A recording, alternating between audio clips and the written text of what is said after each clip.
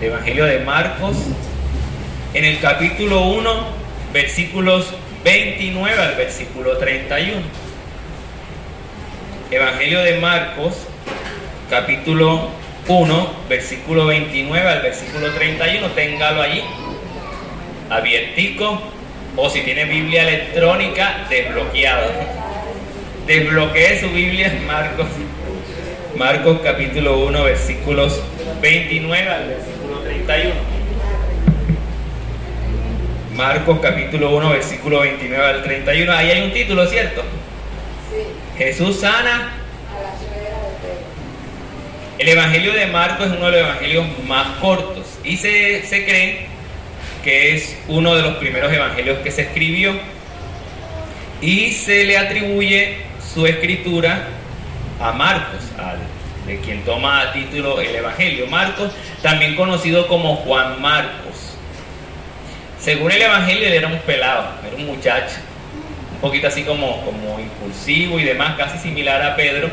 En una ocasión, el libro de los Hechos relata que iban a hacer un viaje misionero, y Pablo dijo: ese pelado yo no lo quiero en el viaje. Pablo no quería que Marcos fuera al viaje misionero. No dice la Biblia el por qué había pasado algo entre ellos, que Pablo dijo: no, a ese tipo yo no me lo llevo. Pero más adelante, en una de las cartas, cuando Pablo está en la prisión, dice: díganle a Marcos, a Juan Marcos, que venga, que lo necesito aquí a mi lado. O sea, ya después de un tiempo, el roce entre ellos, la razón por la cual Pablo le impedía que fuera a la misión, a hacer el trabajo misionero, ya había sido sanado. Y ahora en la prisión, Pablo necesitaba el consuelo de Marcos, aquel hombre impulsivo. La Biblia habla en este Evangelio de Marcos que había un joven que corrió. Ese joven que corrió, la historia de la iglesia ha establecido que era Marcos, y que se puso una sábana y salió corriendo porque estaba desnudo ante el momento que Jesús estaba siendo crucificado. Y el Evangelio de Marcos, y lo he dicho en otras ocasiones, el Evangelio de Marcos es un evangelio muy acelerado. O sea, uno lee el Evangelio de Marcos y cuenta, mira a Marcos como yendo a millón. O sea, que todos los acontecimientos los va citando de una manera muy rápida. La tentación de Jesús, por ejemplo, que cita a Lucas y cita a Mateo, Marcos la cita muy breve. O sea, Jesús fue tentado y ya, pero no muestra los detalles, porque Marcos tiene una intención. ¿Y cuál es la intención de Marcos? Mostrar a Jesús como el Mesías, lo que se llama, según los estudiosos del Evangelio de Marcos, el secreto mesiánico. Hay una ocasión en la cual Jesús sana a unos endemoniados en Marcos, y la gente, los discípulos no saben quién es Jesús, pero los endemoniados dicen: tú eres el Cristo, el Hijo del Dios viviente, ¿por qué vienes a atormentarnos antes de tiempo? Entonces Marcos va a trabajar eso, va a presentarnos quién es Jesús, quién es el Mesías.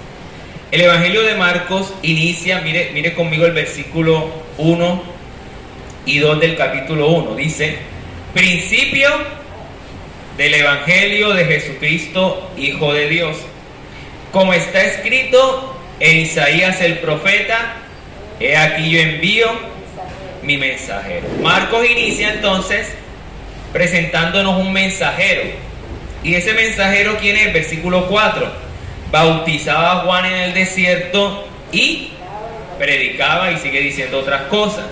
Entonces Marcos nos muestra en el inicio de su evangelio un mensajero y un mensaje, un mensajero y una predicación. La predicación era el arrepentimiento. Pero cuando usted mira el último capítulo de Marcos, Marcos capítulo 16, también va a encontrar lo mismo.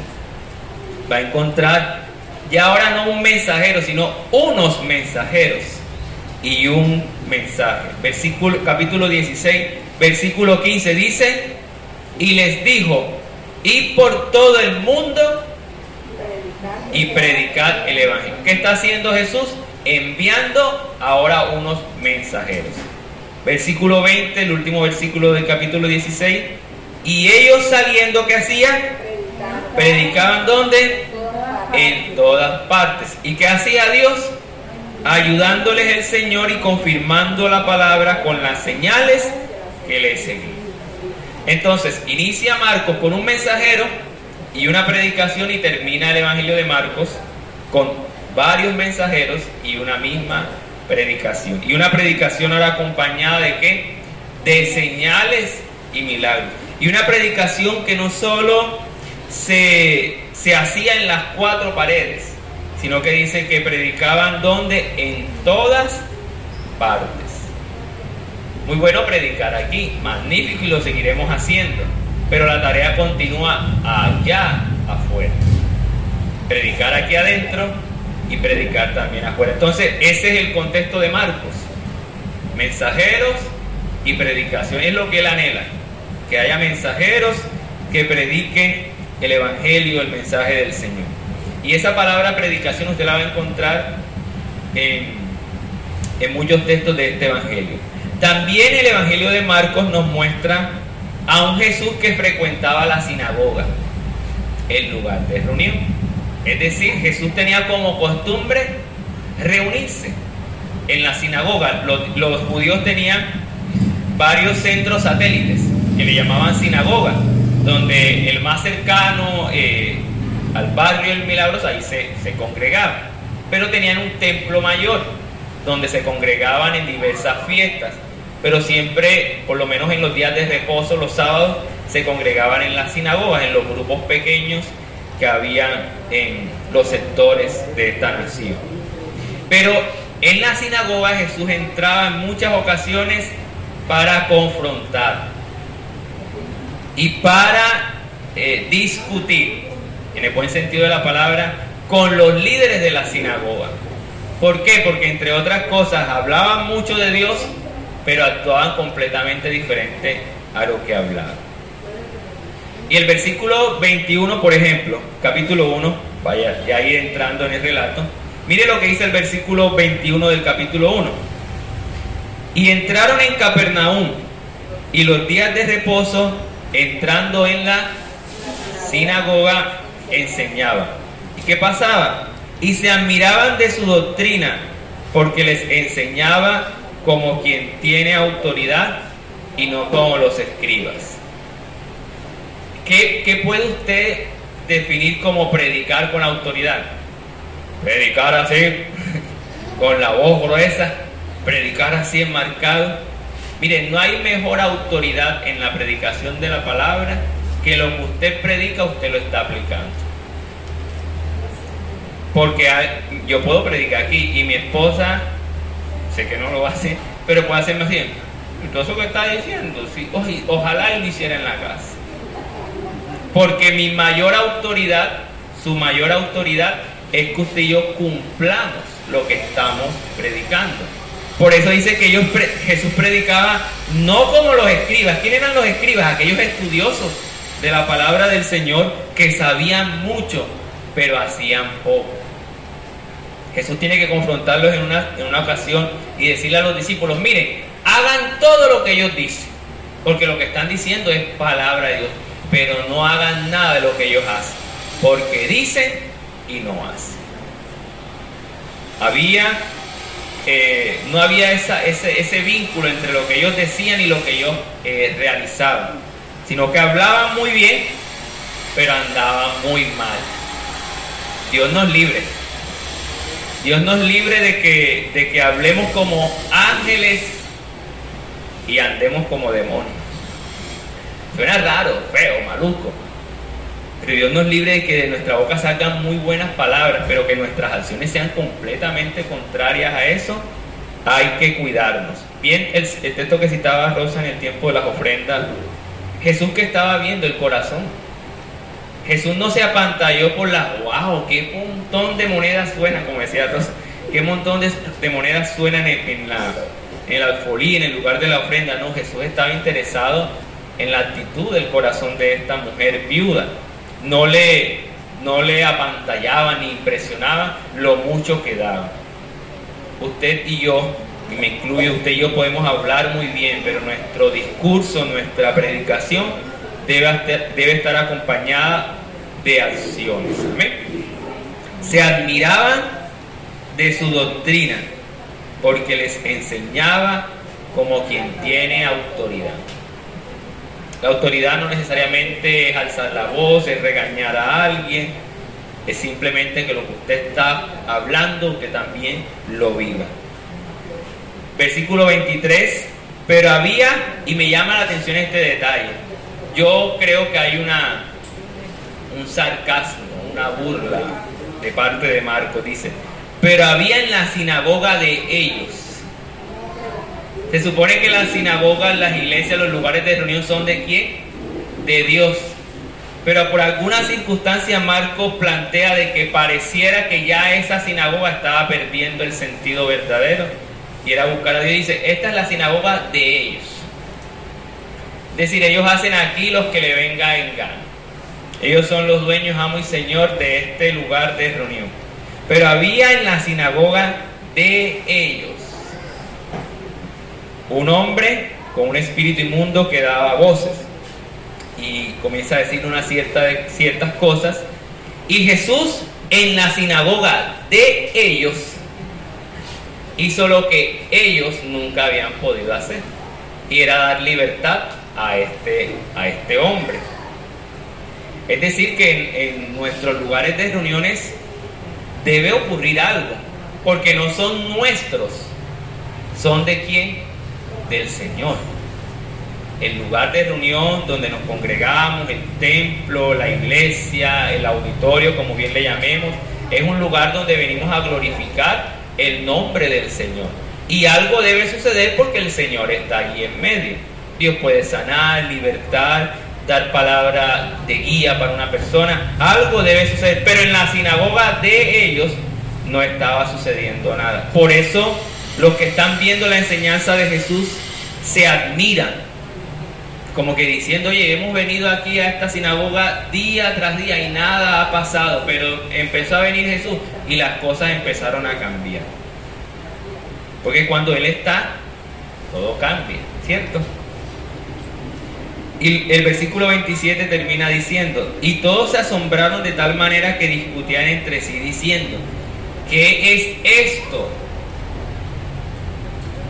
¿Qué nueva doctrina es esta que aún con autoridad manda a unos espíritus inmundos y lo obedecen? Y muy pronto, ¿qué pasó?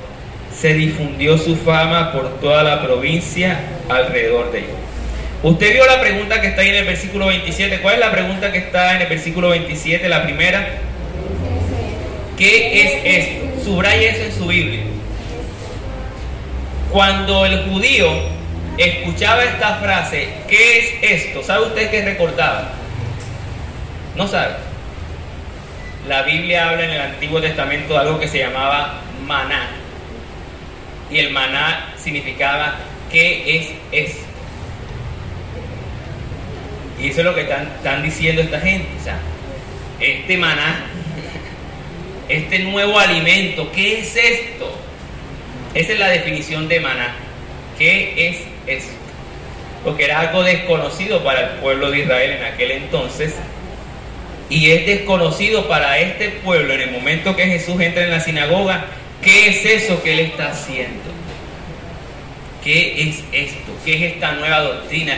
¿Quién es este hombre? Incluso los discípulos van a preguntarse eso cuando Jesús reprende el viento y la tempestad y dice, ¿quién es este hombre?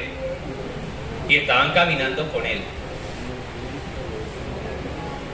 La enseñanza a través de la pregunta. ¿Qué es esto? ¿Qué es esto que me traen nuevo? ¿Qué es este Jesús? Y a raíz de esto comenzó Jesús a salir en el Facebook, en el YouTube, en el Instagram, porque la fama de Jesús comenzó a multiplicar. Salió en el Cubo, en el Teso, en todo lugar comenzó a difundirse la fama de Jesús. Pero el Jesús que estaba en la sinagoga es también el Jesús que llega a las casas. Mire, quiero que usted en esta mañana tenga un balance, y es el siguiente. ¿Cuántos creen que Dios está aquí? Amén. Pero Dios también está en su casa. Dios también está en su trabajo. Dios está en el bus. Dios está en la mototaxi que coge. Dios está en el agua, ya con los puercos y las gallinas. Dios está en todo lugar. Entonces, limitar la presencia de Dios solo a este lugar sería limitar la omnipresencia de Dios, de que Dios está en todo lugar.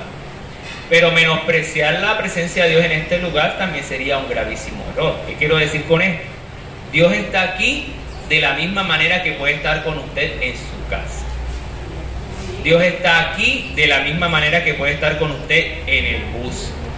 Dios está aquí de la misma manera que puede estar con usted en el trabajo, porque Dios está dentro de mí. Su presencia, dice Pablo en 1 Corintios, no ignoráis que vosotros sois templo del Espíritu de Dios. Soy templo de Dios y que el Espíritu de Dios mora en vosotros. Este lugar, y lo hemos dicho, hermoso está y mejor va a estar. Y Dios está aquí, pero el templo más importante del Señor es usted y soy yo. ¿Usted cree eso? ¿O usted cree que estos horcones, este techolín, este piso pulido, esta plataforma donde predicamos es más importante que usted? Usted es más importante. Usted es el templo más importante. Entonces aquí al templo venimos a reunirnos los verdaderos templos, ¿cierto? Aquí al lugar de reunión donde está la presencia de Dios, venimos a reunirnos los que tienen la presencia de Dios permanente en su corazón. ¿Cuánto dan gloria a Dios por eso? Entonces está Jesús en la sinagoga, pero dice el versículo 29, y vamos a entrar ahora sí. Al salir de la sinagoga, vinieron a casa de Simón y Andrés, con Jacobo y Juan. Hay un dicho por ahí que la rosca no es mala, lo malo está fuera de la rosca. Y pareciera, entre comillas, que Jesús tenía como una rosca, porque tenía a los 12 discípulos y siempre tenía a un grupito aparte. Pero era ese grupo como que más arrestado, que siempre quería estar con Jesús, ahí aprendiendo de él. Y ahí encontramos a Simón, a Andrés, a Jacobo y a Juan.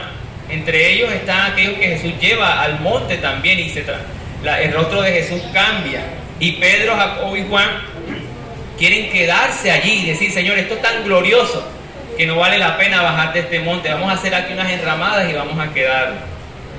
Y Jesús siempre estaba cercano a este grupo de personas porque querían del Señor.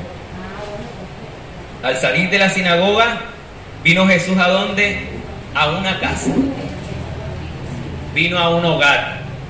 Vino a una familia, ¿cierto? Y hay un coro que dice: en el hogar, en el hogar, en el hogar. En el hogar, en el hogar, en el hogar, tú necesitas a Jesús. Lo necesitas aquí en el templo, en el trabajo, en el bus, pero también en tu casa, donde gran parte de nuestra vida convivimos, ¿cierto? Necesitamos a Jesús en nuestra casa. De hecho, la iglesia cristiana evangélica empezó en las casas. Jesús tiene cierta importancia por los hogares, por las familias, por las casas. Llegó ahí a ese lugar, ¿y qué pasó? Versículo 30. Y la suegra de Simón, y enseguida le hablaron de ella. Mire, hay un asunto en nuestra cultura costeña que es arremeter contra la suegra. Hay dichos, chistes en contra de la suegra. Incluso dentro de los evangélicos, hay un predicador, no voy a decir el nombre para que no me censuren por ahí. Ya él cambió, pero él tenía muchos chistes en contra de la... De hecho, hay un chiste cristiano que dice que cuando Pedro niega a Jesús es porque Pedro se la desquitó por haberle sanado a la suegra. Y yo creo que el humor, que el chiste es necesario, porque con el chiste uno aprende. Por ejemplo, yo encuentro en la palabra del Señor el caso de Abraham y Sara, por ejemplo. Para mí es un asunto de fe, un asunto de obediencia, un asunto de promesa de Dios, pero también un asunto chistoso. ¿Por qué? Porque Abraham y Sara, un par de viejos, ya 90 y 100 años, o sea, que ya nada de nada, Dios se le ocurre la genial idea de llamarlos a ellos para un plan de salvación hacia toda la humanidad y una promesa. Y Abraham y Sara, ahí a edad avanzada, Sara estéril. O sea, ¿en qué cabeza le cabe a alguien elegir un par de viejos, una de ellas estéril, para traer un plan de salvación y bendición para todas las naciones, solo a nuestro Dios? Y ellos están dudando de esa promesa, de ese plan. Y resulta que cuando Dios viene y les visita y les da el nombre, Abraham se ríe. Y después le da el nombre a Sara y Sara también se echa a reír. Y Dios como que diciendo, se están riendo, yo también me voy a reír de ustedes. Ahora el hijo de ustedes se va a llamar Isaac, que significa risa, para que cuando lo carguen, le den a amamantar, se acuerden que yo también me río de ustedes.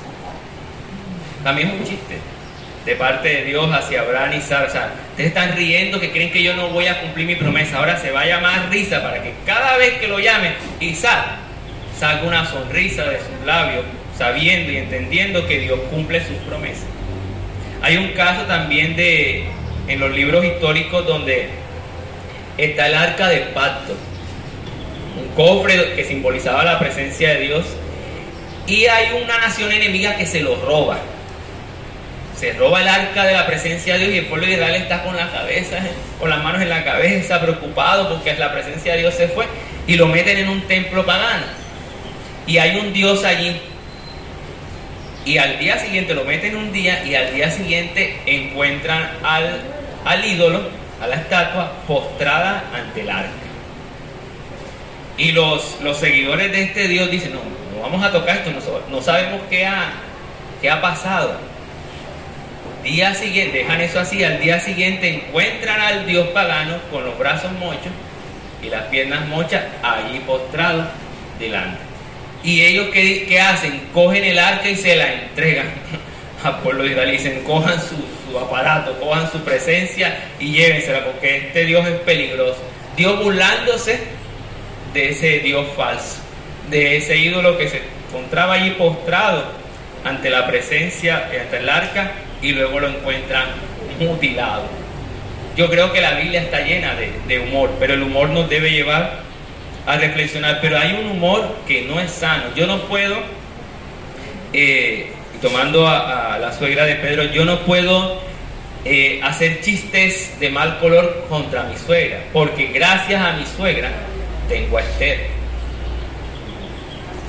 Y ella, aunque está por allá lejos, cosa que pedimos en oración, no por malo, y aclaro aquí lo siguiente: pedimos en oración que tanto mi mamá como la mamá de Esther y su papá estuvieran lejos. ¿Por qué? Para que los asuntos de pareja los resolvamos nosotros como pareja. Porque entonces, ¿cuándo vamos a aprender? Si a la primera pelea, mami, yo le digo mami a mi mamá, mami, mira, Esther me jaló las orejas, mami, mira, tal cosa. O Esther llamar al señor Robin, decirle, llama a Robin y me tiembla la piel. Llama al señor Robin y dice, oh, mire, acá es William con sus cosas, venga acá papá a defenderme. No, o sea, mejor es nosotros resolver nuestras situaciones y crecer. No estoy diciendo que la intervención de los padres, de los suegros, sea mala, sino que hay momentos en los cuales es usted y su esposa y usted. Amén. Para que podamos crecer. Entonces, chistes en contra de la suegra está mal. No deberíamos hablar de manera despectiva, de manera de pronto con mal sentido hacia la suegra, porque la suegra y los suegros son instrumentos de Dios para cada uno de nosotros. Amén. Y Dios, gracias por Omaida y por Robin, si escuchan por allá futuro la predicación. ¿Qué pasaba con esta mujer? ¿Qué tenía? Fiebre, ¿cierto? Pronto algunos, si estaríamos en tiempo de COVID, hubieran dicho, ya tiene uno de los primeros síntomas del COVID. Tiene fiebre. Tenía fiebre, ¿cierto? ¿Y qué hicieron? Enseguida le hablaron de ella. ¿A quién le hablaron? A Jesús, ¿cierto? Simón, Andrés, Jacobo y Juan le hablaron a Jesús sobre la situación de salud de esta mujer. Y mire el paréntesis que voy a hacer aquí, y quiero que usted atesore esto en su corazón.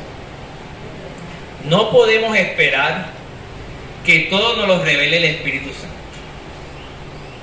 Pastor, ¿cómo así? No, yo me postro de rodillas. Señor, ¿qué tendrá María Correa? Dios puede mostrar, yo creo que sí. Pero qué bueno que María Correa tenga la libertad de llegar a mí y decir, pastor, hermano, tengo esto. Porque hay momentos en los cuales usted debe exteriorizar lo que siente. Jesús aquí no esperó una revelación del Espíritu Santo, sino que ¿qué hicieron los discípulos? Le manifestaron la situación que estaba viviendo la suegra de Pedro. Y así cada uno de nosotros, acercarnos a un hermano y decir, no esperar no, Dios le va a mostrar. Yo estoy orando para que Dios le muestre. Y usted sabe la situación. Oye, ¿por qué no me dice?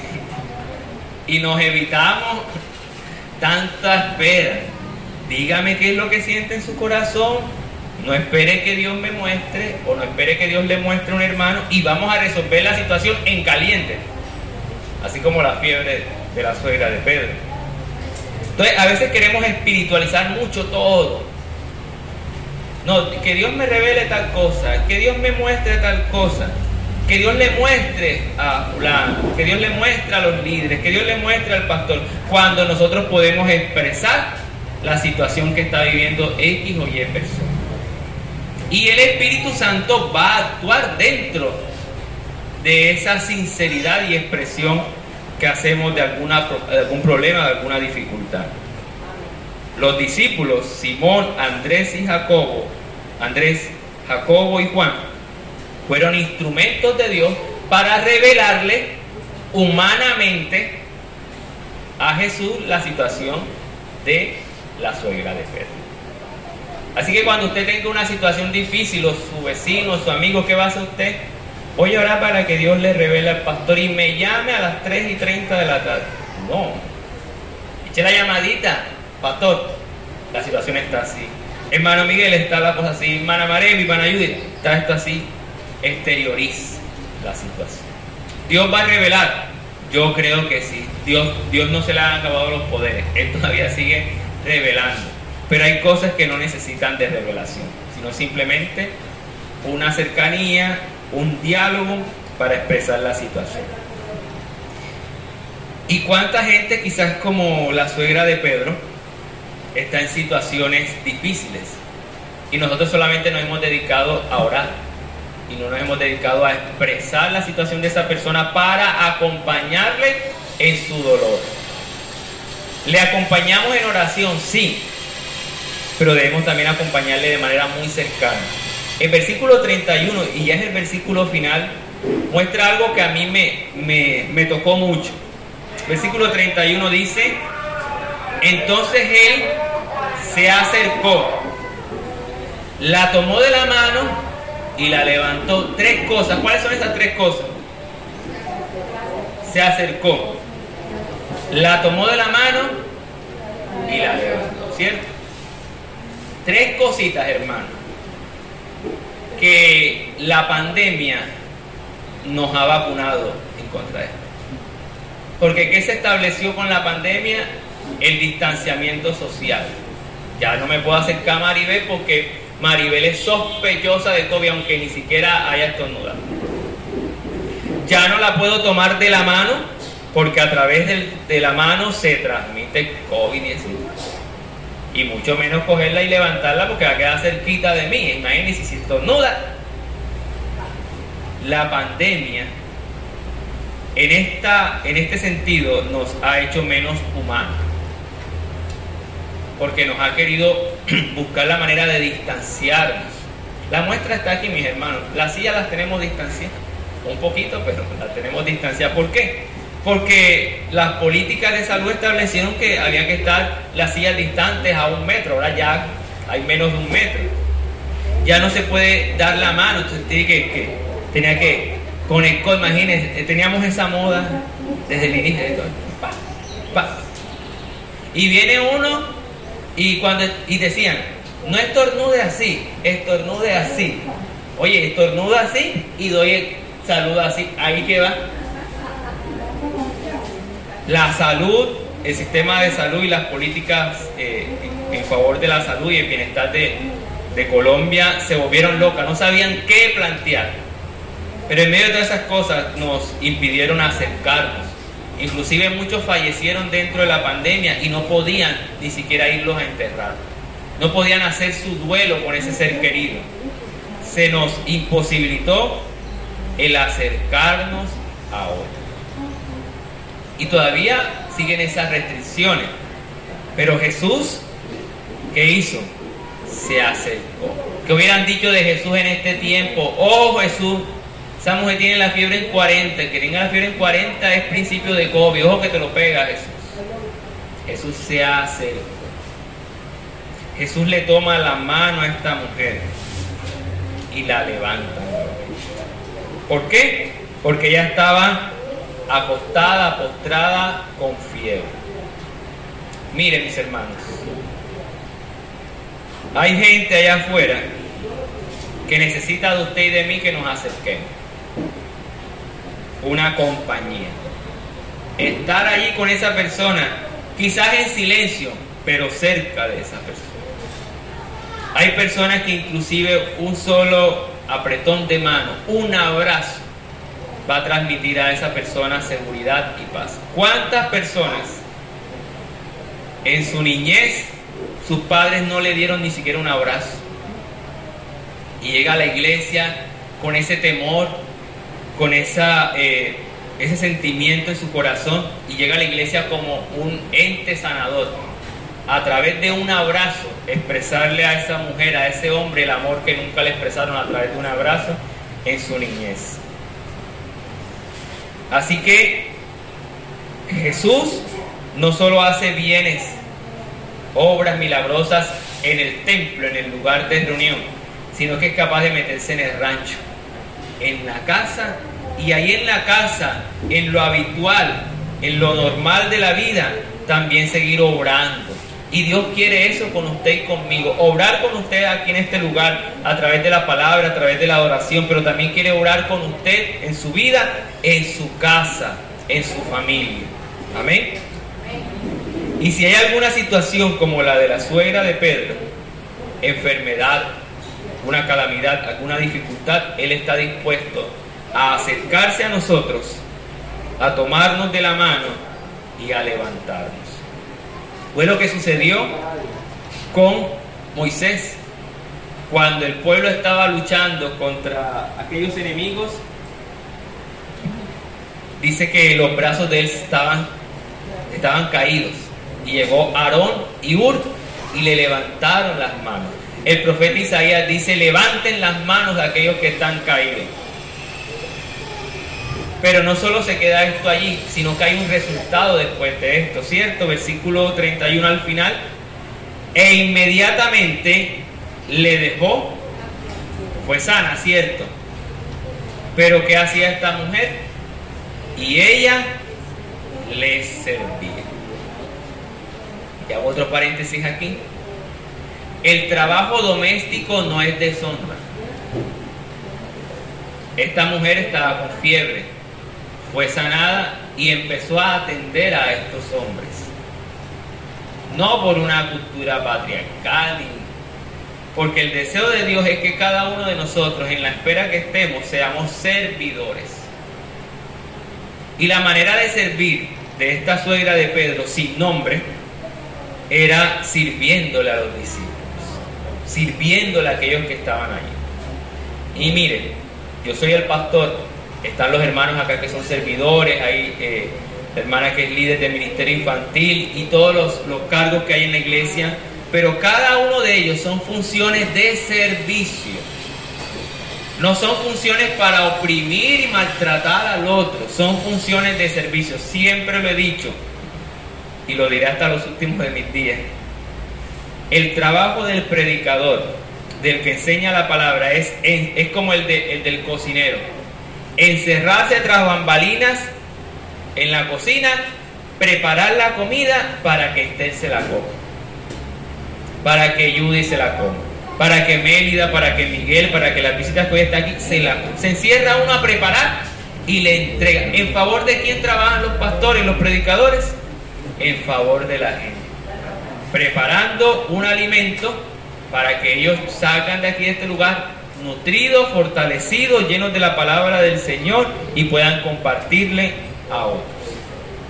Y ese es el servicio, ese es el trabajo. Marcos, escríbalo ahí en sus apuntes, Marcos 10:45 es un texto fundamental en el Evangelio de Marcos, porque Jesús va a decir: el Hijo del Hombre no vino para ser servido, sino para servir y para dar su vida en rescate por muchos.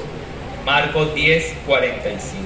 No vino Jesús a ser servido, sino que vino a servir. ¿Dónde?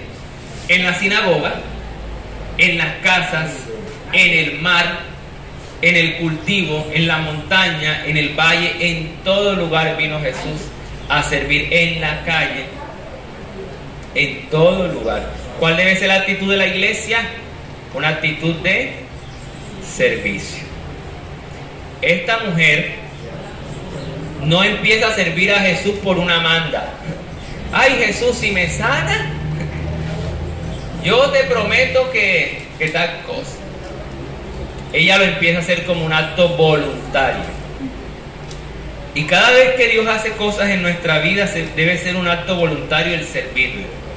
No debe ser un acto obligado de buscar a Dios, de servirle a Dios de manera obligada. Debe haber un ánimo. Hay personas que en sus profesiones lo hacen únicamente por dinero y no lo hacen con el deseo de servir a la gente.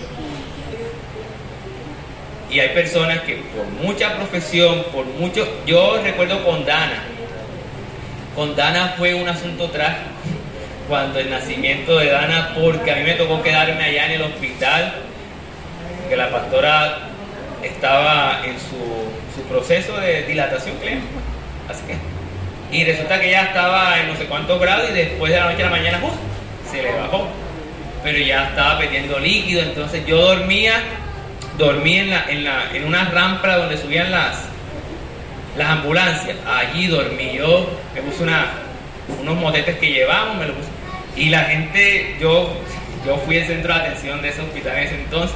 Porque la gente dije, este tipo cómo se duerme ahí tan tranquilo, pero yo con los bolsos agarrados y con todo ahí durmiendo ahí, porque no tenía dónde estar. Y resulta que llego al restaurante del hospital y yo saludo a los muchachos que están allí y ninguno de ellos me saluda. Entonces dije, voy a hacer algo más revolucionario para ver. Y me coloqué en toda la entrada de la puerta, en toda la entradita de la puerta. Y los pelados entraban así y no decían ni fu ni fa. Ya yo estaba hasta aquí, imagínense, durmiendo mal y mala atención de estos muchachos que estaban aprendiendo. Llegué a donde una de ellas y le dije, oye, ustedes están profesionalizando y ustedes no son capaces de decir ni siquiera unos buenos días. No sean médicos de montón. Y yo me estaba desquitando ahí una falta de sueño. Pero yo comencé a hablarle a esos muchachos de que fueran servidores, de que fueran hombres y mujeres, que su profesión no se les subiera al orgullo, sino que la usaran para el servicio a los demás. Esta mujer empieza a servir al Señor, empieza a servir a los discípulos. Jesús en una ocasión en el Evangelio de Juan, en el capítulo 13, va a decirle a los discípulos, tienen los discípulos los pies mugrientos y viene Jesús y ¿qué hace? Se los limpia. Si hubiera de pronto, ¿cómo que? Corta cutícula y alicate y corta uña, le hubiese hecho un pedicure ahí a los discípulos, hubiese quitado el poco de cuerito y demás. Y Pedro se escandaliza. Pedro dice que falta de respeto es esta, maestro. ¿Cómo usted se va a poner en esta bajeza de lavarme los pies? Y Jesús le dice, no has entendido. Si yo no te lavo los pies, no tienes parte en el reino de los cielos. Y Pedro le responde, Señor, si es así, báñame. Échame champú a Gugú y báñame con jabón Jones. Y Jesús le dice, no es necesario eso. Quien está limpio no tiene sino que nada más lavarse los pies, es decir, caminar para servir. Si ustedes saben esto, le dice Jesús al final, bienaventurados son si lo hacen, porque el mayor entre ustedes es aquel que sirva. Todos somos servidores. Y servimos de diferentes maneras. Termino con esto. Esta mujer servía atendiendo a Jesús y a sus discípulos en la casa. Usted sirve a Dios en el trabajo. Pastores, ¿quién es ese trabajo? Mejor dicho, si usted trabaja un día allá, sirva a Dios allá. Usted trabaja y sirve a Dios en la universidad. Sirve a Dios en el bus. Sirve a Dios, en el caso mío, en las carreras como mototaxista. Ahí estamos sirviendo a Dios en todo momento. El servicio a Dios no se limita nada más a este lugar. Porque si el servicio a Dios se limitara a este lugar, deberíamos estar 24/7. 7 días a la semana, 365 días del año, aquí en este lugar sirviendo a Dios, porque aquí es que se sirve a Dios. Aquí se sirve a Dios, pero también allá afuera también se sirve a Dios. Dios ha hecho, como a esta suegra de Pedro, muchas cosas en su vida, ¿cierto? Las podemos enumerar, pero esas cosas que Dios ha hecho en nuestra vida son un motivante para seguir sirviéndole a Él. ¿Amén? Y usted puede servir a Dios de la manera que Jesús sirvió a esta mujer, acercándose a la gente, estrechándole la mano y levantando. Usted sabe a quién debe acercarse ahora que salga de aquí. Usted sabe a quién debe levantar ahora que salga de aquí. Sirva a Dios de esa manera.